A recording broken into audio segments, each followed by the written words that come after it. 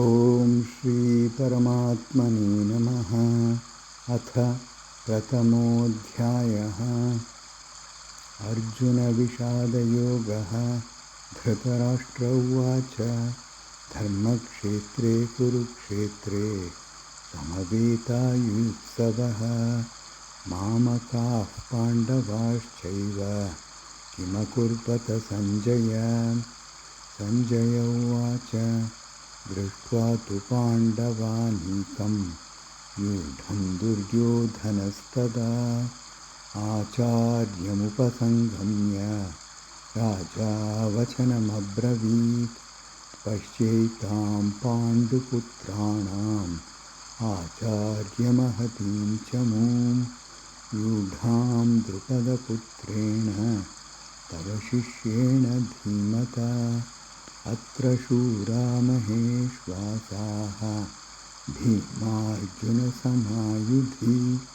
युयुधानो विराटश्च द्रुपदश्च महारथः दृष्टकेतुश्चेकितानः काशीराजश्च वीर्यवान् पुरुजित्कुन्तिभोजश्च शैब्यश्च नरपुङ्गवः युधामन्युश्च विक्रान्तः उत्तमौजाश्च वीर्यवान् सौभद्रो द्रौपदेयाश्च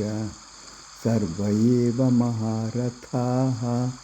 अस्माकं तु विशिष्टाये तान् निबोधद्विजोत्तमा नायका मम सैन्यस्य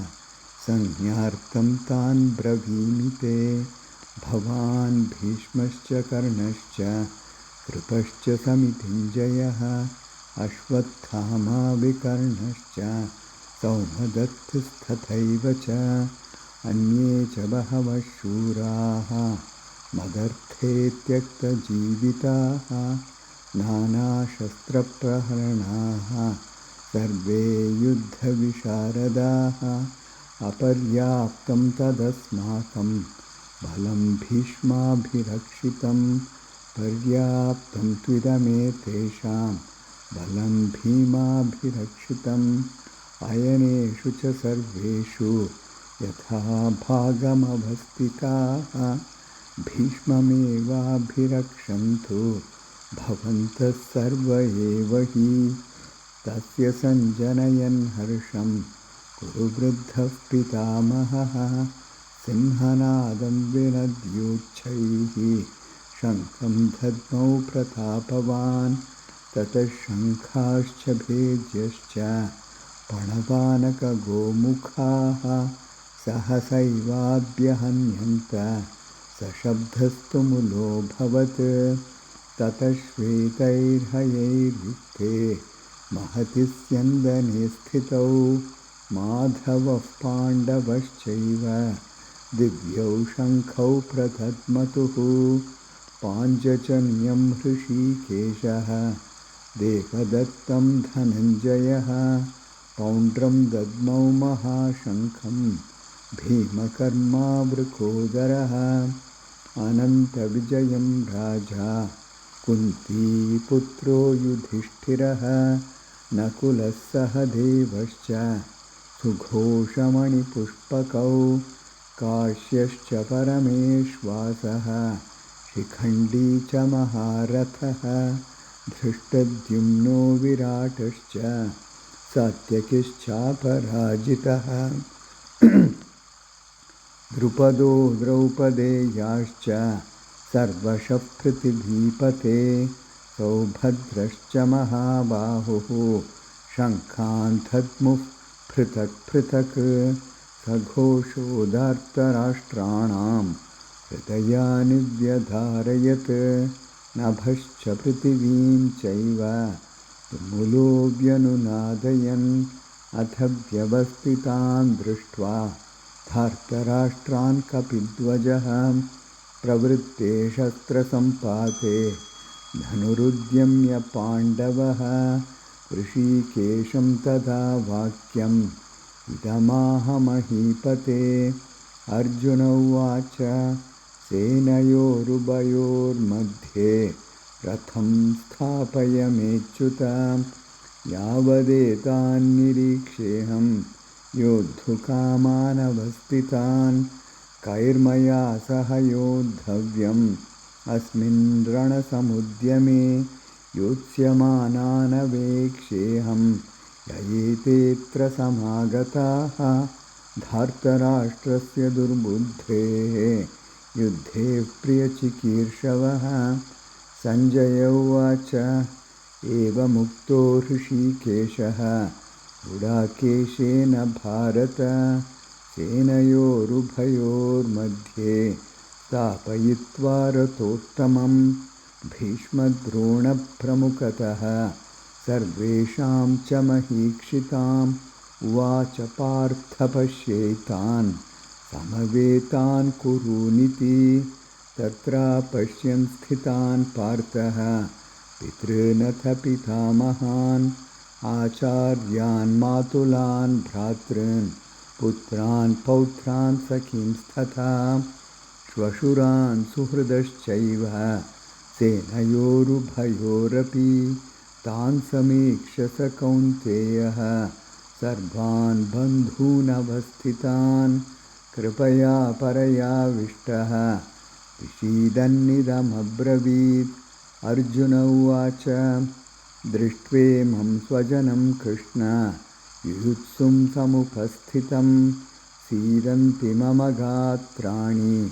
मुखं च परिशुष्यति वेपतुश्च शरीरे मे रोमहर्षश्च जायते गाण्डीवं स्रंसते हस्तात् त्वच्चैव परिदह्यते न च शक्नोम्यवस्थातुं भ्रमतीव च मे मनः निमित्तानि च पश्यामि विपरीतानि केशव न च श्रेयोनुपश्यामि हत्वा स्वजनमाहवे न काङ्क्षे विजयं कृष्ण न च राज्यं सुखानि च किं नो राज्येन गोविन्द किं भोगैर्जीवितेन वा येषामर्थे काङ्क्षितं नः राज्यं भोगाः सुखानि च तैमेव स्थिता युद्धे प्राणान् त्यक्त्वा धनानि च आचार्याः पितरः पुत्राः तथैव च पितामहाः मातुलाः श्वशुराः पौत्राः श्यालाः सम्बन्धिनस्तथा एतान्न हन्तुमिच्छामि घ्नतोऽपि मधुसूदन अपि त्रैलोक्यराज्यस्य हेतोः किं नु मही कृते निहत्य धार्तराष्ट्रान्नः का प्रीतिः स्याज्जनार्दन पापमेवाश्रयेदस्मान् हत्वैतानाततायिनः तस्मान्नार्हा वयं हन्तुं धार्तराष्ट्रान् स्वबान्धवान् स्वजनं हि कथं हत्वा सुखिनः स्याम माधव यद्यप्येतेन पश्यन्ति लोभोपहतचेतसः कुलक्षयकृतं दोषं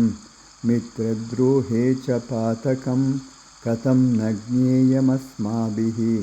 पापादस्मान्निवर्तितुं कुलक्षयकृतं दोषं प्रपश्यद्भिर्जनार्दन कुलक्षये प्रणश्यन्ति कुलधर्माः सनातनाः धर्मे नष्टे कुलं कृत्स्नम् अधर्मोऽभिभवत्युत अधर्माभिभवात् कृष्ण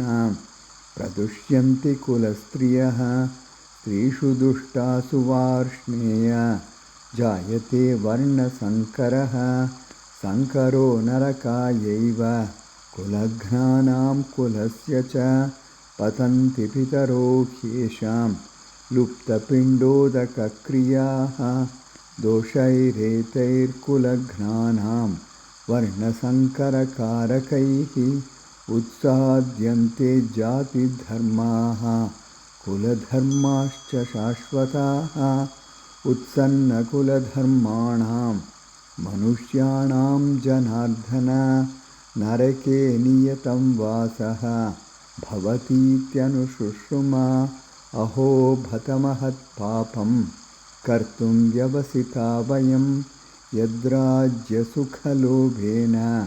हन्तुं स्वजनमुद्यताः यदि मामप्रतीकारम् अशस्त्रं शस्त्रपाणयः धार्तराष्ट्रारणे हन्युः तन्मे क्षेमतरं भवेत्। सञ्जय उवाच एवमुक्त्वार्जुनः सङ्ख्ये रथोपस्थौपाविशत् विसृज्य शशरं चापं शोकसंविघ्नमानसः। ॐ तत्सदिति श्रीमद्भगवद्गीतासु उपनिषत्सु ब्रह्मविद्यायां योगशास्त्रे श्रीकृष्णार्जुनसंवादे अर्जुनविषादयोगो नाम प्रथमोऽध्यायः। सर्वधर्मान् परित्यज्य मामेकं शरणं व्रज अहं त्वा सर्वपापेभ्यः मोक्षयिष्यामि मा शुचः।